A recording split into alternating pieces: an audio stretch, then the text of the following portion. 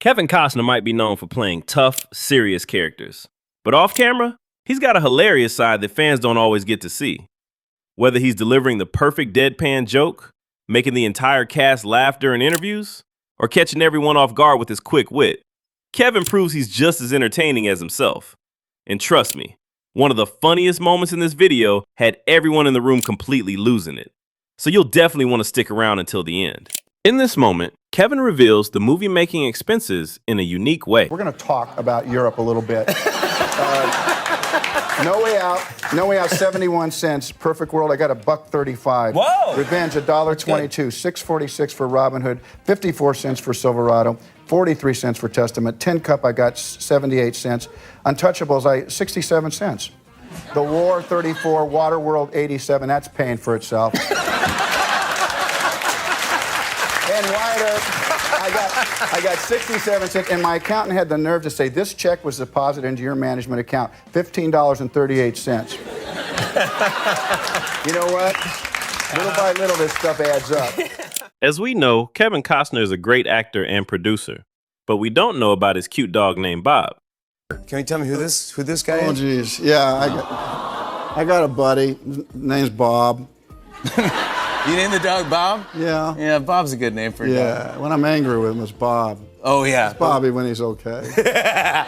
Here's Bobby taking a nap in the dishwasher. Yeah, he kind of waits for me to do the dishes. It's a pretty good dog, right? Yeah. I do all the work. He does everything else. And I was doing the dishes, and like anything, I thought, where is he?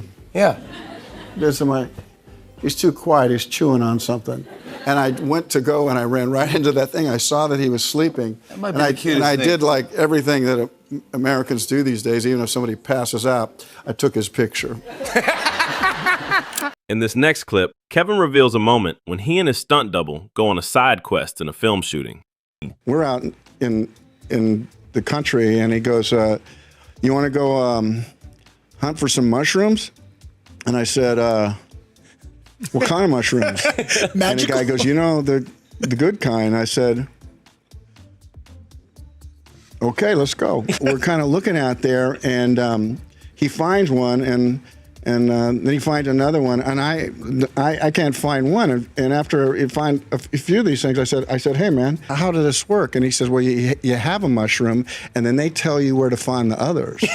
And I said, all right, I get the logic, but we're doing a sword fight right after this. I said, and he went, you know, that's a good point too. So I didn't hurt it. How did you get your first job? Well, you know, I actually didn't get my first job. I had to go into stage acting. I was a stage manager, so I thought, you know, I wasn't smart enough to be a bartender. I couldn't make change. I never liked when they gave you $1 plus 8 cents. I'd go, that negative numbers was hard for me. So, you know, I thought, well, I'll take out trash. That's what I'll do, as long as it's movie trash.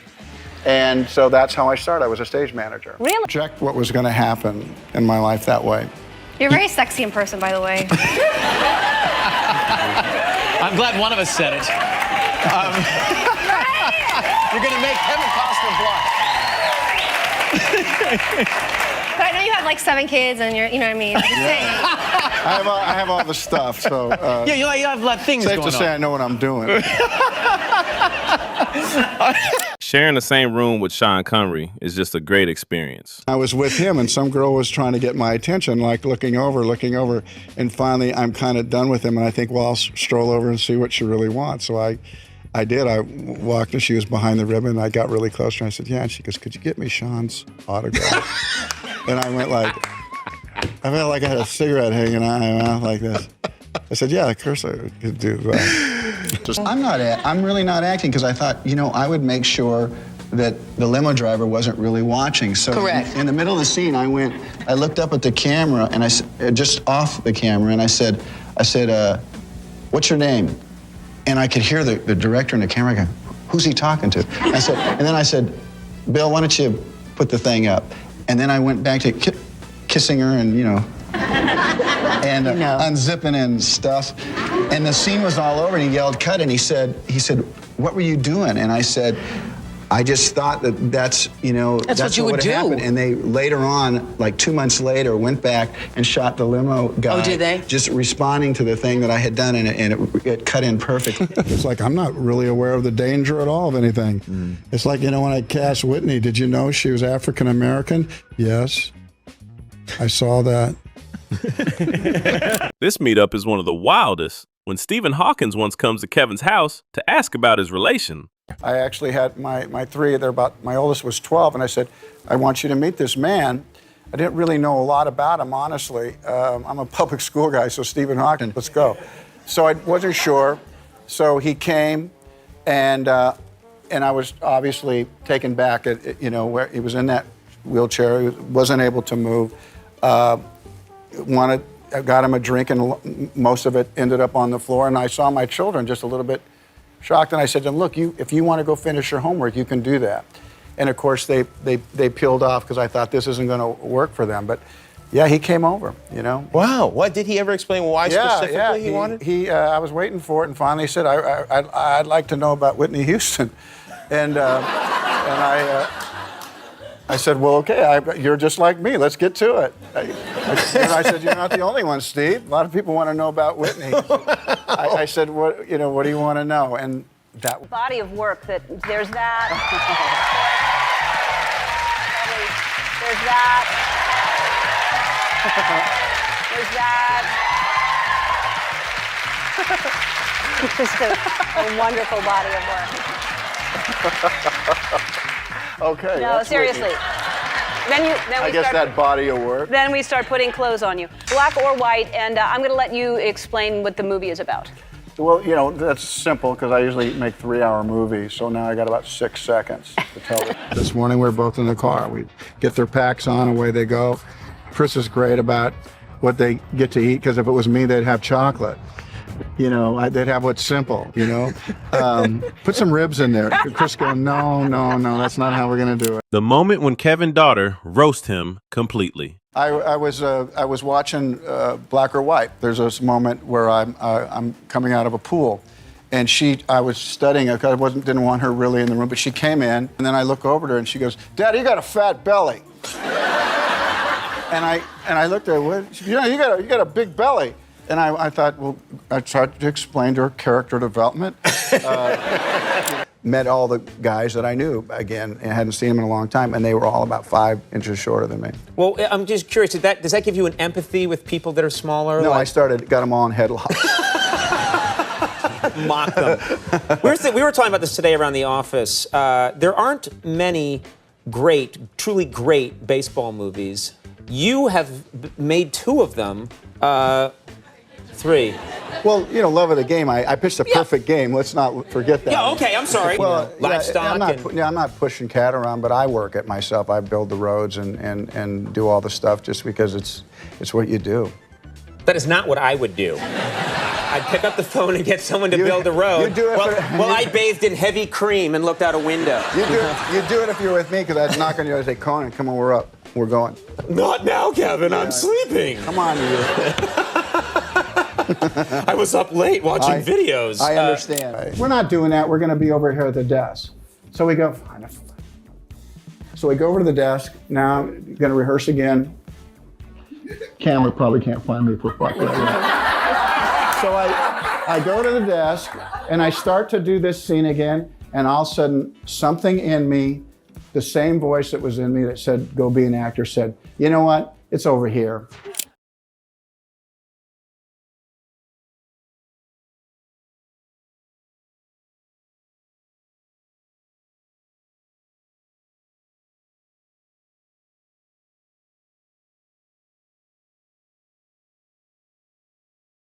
Few lucky people get a chance to date with President, and Kevin is one of them. This pretty amazing day, and now I'm about to go home. And he goes, you want to go to the White House? And I said, yeah.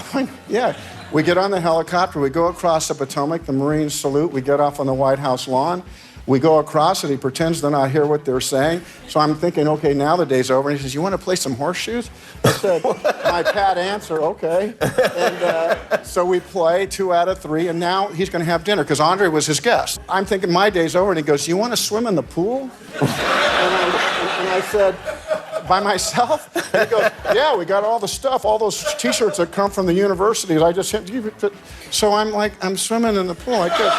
So I get out of the pool, I'm going away, and he says, do you want to have dinner? And I said, yeah, fine, I'll have dinner. So now the next morning, I'm thinking about my day, and I'm in the trailer, and Oliver comes in. He's like really grumpy. This, and I go, what's the matter, Oliver? And he goes, you know, I went over to the White House, and they gave me the B tour, not even the A tour, the B tour. He's always upset about something. He gave me the B tour. He says, I didn't even get to see the pool because there was somebody in it. You brought your kids to the premiere? Yeah, I wanted them to see me work. Yeah. I brought 5 of them and got them tuxedos. Bought them dresses. And Did you tell them, if this movie doesn't work out, this is the last vacation Daddy's taking you on? I did. You know, I wanted to know how worried they were that they were going to stick with me and support me.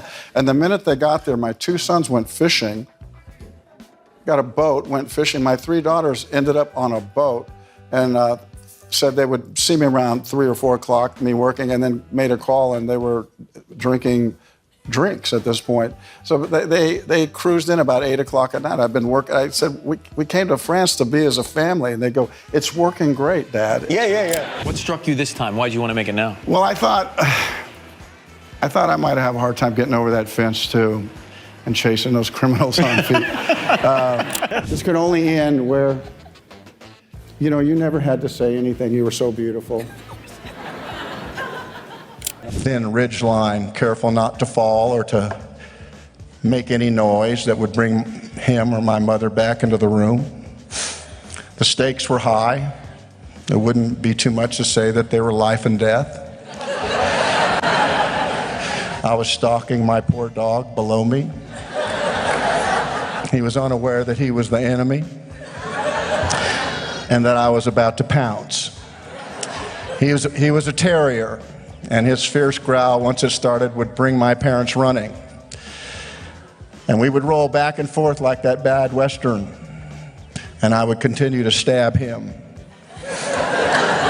It was a mighty battle that I managed to never lose, and my parents warned me, my dad specifically, that he was going to bite me and that they wouldn't blame him if he did. My father was from the Panhandle of Oklahoma.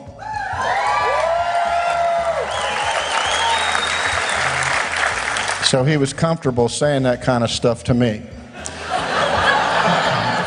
Guyman, to be exact. I was growing, and a year later I was 5. And on my first day of sharing in kindergarten, I was sent home with a note on my shirt. I couldn't read, so I guess that was the point. We were told to bring our favorite thing to share, the thing that we love the most. I brought my father's 30-30.